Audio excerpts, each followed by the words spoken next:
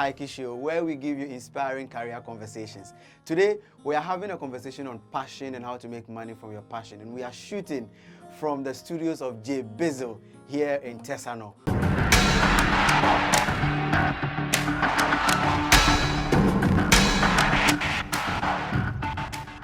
Today on the show, we're going to talk about passion and how to make money or impact from your passion. We're going to speak to a music sound legend. We're going to speak to a person that is called a sound man in his circles. He goes by the name J Bizzle, also known as Joseph Appiah or JB. Mr. JB, welcome to the Aiki Show. Thank you very much. Now, I'm sure this is how we do it now. Oh, yeah. Okay, so that's better. All right, so thank you very much. Let's kickstart. I introduce you, but is there anything I left out that you want the viewers to know? You did justice to that. Wow. I think it's JB, also known as J Bizzle. It's the other way around. Also known as J Bizzle. All right, so JB, tell us, passion, money, impact. How did it all start for you? Thank God for my father. I did not discover it myself. Okay. I think my father discovered me at a very tender age. I'm sure when I was, my father is no more. My mother tells me when I was at the age of 5. 5? I think 4.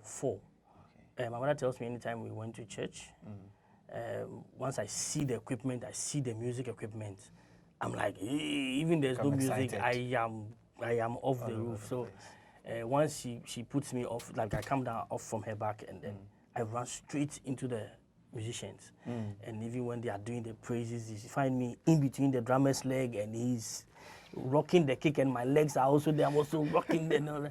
So my father discovered that this is what I want right from that tender age. Even though my father wanted me to be something else, but he also saw the burning thing inside. So he also tried to help me. So right from my basic education, I went to music school. Right from basic. JHS. I had no basic. Basic as in class 1 or okay, let's say I finished kindergarten. When I entered into is it primary? Okay. Straight John Terry Memorial. I had my that's from John Terry. So you had music training I had alongside the regular education. I finished the kindergarten, the creche. I finished those ones, and then he pushed me through John Terry. Wait, I want to get something clear. Is it that after kindergarten, you didn't study mathematics, science, English again? Well, by time I'm a little old. I'm a unique. So I did that. Okay. When I was going to John Terry. John Terry was a music school. All right. Okay. Right. So I had to go through, I think, grade 6 at a very tender age before I began experiencing the real academic nonsense. All right. But for you, walk us through your professional journey. So you started way back at the age of 4, and then you went to music school and all that. But then as a professional, how long has it been, and when did it all start for you? Walk us through the journey a little. Well, I think the real deal began at the age of, I think, 21. When I turned 21, that was where I realized that the thing actually is a passion. So I needed to work about it. So let me talk about passion because of your viewers. Thank you. Passion is actually that feeling that you can't explain. Right. Okay. That burning desire, it burns inside. If you ask me, I can't talk about it. But you realize that is where you are driven to all the time. You realize that even if you don't like it, that is where you find yourself all the time. You realize you are going towards that direction. That is passion. You understand? And it is inborn. It is inside. All right. You know, but you see, you also need someone to help you to nurture it, to make it work for you, because you can have the passion, you can have the drive, and you become a chaskili. Then you are here, you are there, you are everywhere. You need to nurture it, make it work, groom it, so that somebody can buy it. You understand it? Would you say that from 21 years, starting this as a professional till now, would you tell us that you have made money from your passion? Has your passion benefited you financially? Hey, it has benefited me. It has benefited me a lot. Right. But I won't answer the other one. Which other one? It has benefited me. Yeah. Of course, you see money. You see money if you clean up the passion. Passion is always raw. Passion is always raw. It's raw. It's unadulterated. So when you get it, you have to make it as clean as possible, as refined as possible. Walk us through or give us some instances where your gift has been very beneficial to you. Which places has your gift taken you that you never thought you could go? Well, right from John Terry Memorial, I led the John Terry School Band at that very tender age. So I started traveling at a very tender age of 11. See. If you ask me, there are a few countries in the world that I can say I've not been to. A few? A few. Please, can you mention some of the ones that you have been to? Finland, Germany, US. When I was at the age of 11. Wow. But me, But I've been to Finland, US, Germany, I've been to Netherlands, Denmark right now. I go there, I frequent there now because there's this artist who does this summer concert who always pull me in to play. But because of my current job now with Roverman Productions, when I don't have a production in Ghana here, I ask permission, then I fly out and then fly in. Okay, so now that you've even mentioned, who are some of the big names that we will all know that you have worked with as a result of your work? There's this artist in Germany. There's a place called Munchau in Germany. His name is, the artist is called Dek Noob. He's a big guy there. Dek Noob. You can check him out. But not but he's still big there. I've worked with what's his name? Drum People. Drum People is an Afrobeat band in South Africa. Okay. Yeah, and I've worked with Dada Hugh. I call him Dada Hugh. You mean Hugh Masakela? Yes. The late, we should say now. Of blessed memory. Yeah. And then a few of them. I also work with a group called Malaika in South Africa. What about Ghana here? Let's come home. Oh, Ghana, I've played with Bessa Simons. I've played with Ben Bracco. I've backed Samini. You backed Samini? Oh, I've worked with Prayer. I've worked with Nkase. Hey. All right. It will take time. It will take time, okay. So that drives us into your work with Roverman Productions. Yes, sir. First of all, I want to know, how did you come by that job? So Roverman was exactly 12 years this September. Okay. So 12 years ago. Oh, you started with Roverman? Yes. Interesting. So let me take you back 12 years ago. I had closed from church. So I was sitting in a trotro. And I was going home. And then I had a call from one man, Mr. Francis Kwachi. We call him Frank Kwachi. He called me that someone wanted to see me. I won't mention his name because if I do that, I'll be advertising. So someone wanted to see me. So I rushed to the place, the person's office. And then when I went there, it was, a big guy. He's a TV guy. He's always on TV, judging people. Okay, not big as in. No, like he's a huge person, judging people. Oh, I'm fine. You know. Can't judge, you know, my face. I say, oh my signals. So I went there and he said, oh, JB, this and that and that and that. There's this man who wants to do theater, but he wants to incorporate music and all that. So, fine. I think it's a good idea. But JB, I want you to bring your band.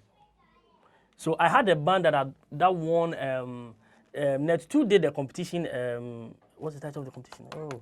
They did this competition, the search was Peace FM, cover version. Okay. So I had done a few of these music stuff, like for TV and radio, but Netu did one cover version which my band won.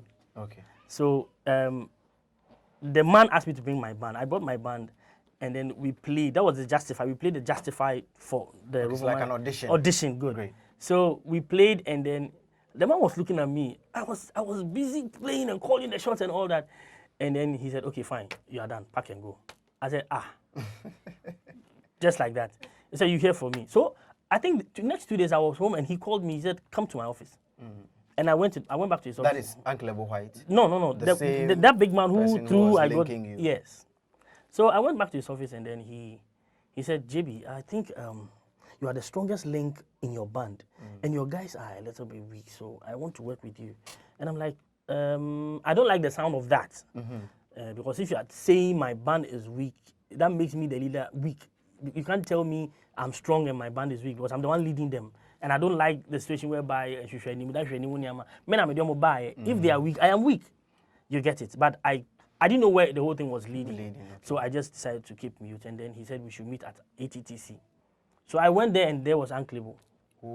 And then he had already done his audition and he has his team. So I went, I didn't know anybody. So I went in there and then I picked my notebook.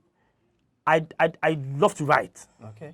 I don't like using tablet. No, typing I want things. to write. So I picked my notebook and I picked my pen. I was there and I was writing. Anything I see, I'm writing. Not knowing Uncle was looking at me, he was watching me. Okay. So they are working and then he will say something, I write. They're talking about me songs and I'm writing. Sometimes they're talking about songs and I'm writing the song in notes. I'm writing the tonic and the stuff. They are talking and I'm writing it. Not knowing he was watching all that. And then he just referred me just about 2 years ago that, JB, one of the reasons why I'm working with you right now is because you write.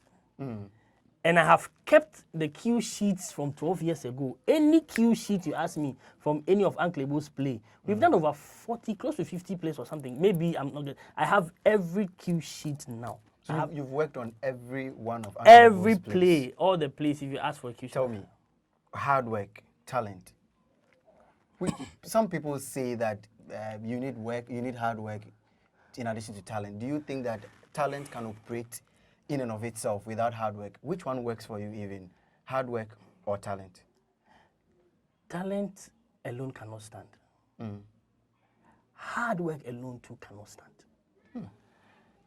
The point is, when talent is raw, it won't bring money. But when talent becomes a show off. Show off as in? For example, I have this burning desire of, like, I want to play the piano, I want to play the drum. And I go and sit behind the drum and I'm always doing boom, cha, boom, cha, boom. For 3 years, still boom. You're doing the cha, same thing, yeah. Boom. It's still raw. But if I'm learning or I'm educating myself, I'm watching people, I'm looking at the best in the industry, I'm looking at the best drummers, I'm studying their play and all that, and I'm adding value to my already boom, cha, boom, cha. Now it becomes a show off. Once I've mastered, I'm able to do a boom, cha in style. I add 1 or 2 things, I do a lot of things. It becomes a show off now. It becomes value adds to it. Just like you're packaging it. You are packaging it. No, packaging is different. Okay. Now you are adding value to it. Okay. What will make people want to see you? What will make people want to hear you? You know, because if we just want to hear an ordinary drama, we go and sit in the church and listen to the boom cha. But what will make someone say, I want this drama to come to my 60th birthday and come and give my friends a show? Drama. Have you seen one instrumentalist doing a show before? I haven't. There are people like Richard Bona can hold the bass guitar and hold like thousands of people down. One person. You know. So that's a show off. That's a show off. So we need to get our gifts, our talent from the stage of being just the raw material. Yes, exactly. Add value so that we can. It becomes money making machine. Money making machine. Yes. Okay, Minka. I wanted to do mathematics, but I think I'm bad over there. Right. So for you at Roverman, working with Uncle Ebo White and the team. Yes, please. Would you say it is the value addition that has kept you there, or it is that original raw talent that you've always had, the burning desire that has kept you there? No, it is the value that I added to it. Because there's a lot of opportunities out there in Roverman. You get a chance to work with. I work with everybody. I work with all the people who go on stage. All those who go on stage and sing, I work with all of them. I train all of them. I prepare all of them. I have a routine for all of them. So whilst I am teaching, I am learning. You see, anybody who teaches learns. Okay. So whilst I was learning, I was adding value to mine. So on that platform, Roverman, I got a lot of opportunities. I see. So whilst I'm teaching the people, I'm learning, and our patrons are seeing it. And they are So I appreciating get it by... other Okay. things. So tell us quickly, for you, how can somebody, a young person who has passion, add value to that passion so it becomes a show off? One, when you discover it, especially if it is music, you are tempted to to try to do all the other aspect of music. For example, if you discover your passion is with the drum, you are tempted to add the bass guitar to it. Okay. But it is all good. But I think you can't be a master of all trade. Jack of all trades, master of none. none. So you identify that particular instrument or that particular talent or whatever it is. Discover it first. Okay. When you discover it, now make sure there are people who have similar passion or similar drive. List all of them and begin to follow them one after the other. Follow their steps one after. Study how they went about it. Their skill. One, copy. Okay. Copy their skill, direct, and begin to play like them. Begin to sound like them. Begin to walk, do everything like them. So when you are done, then begin to be. Yeah, camera. Talk to them. Yes, I'm talking to the camera. So study them, walk, do everything like them. Eat, check their routines. How many times they rehearse in a day?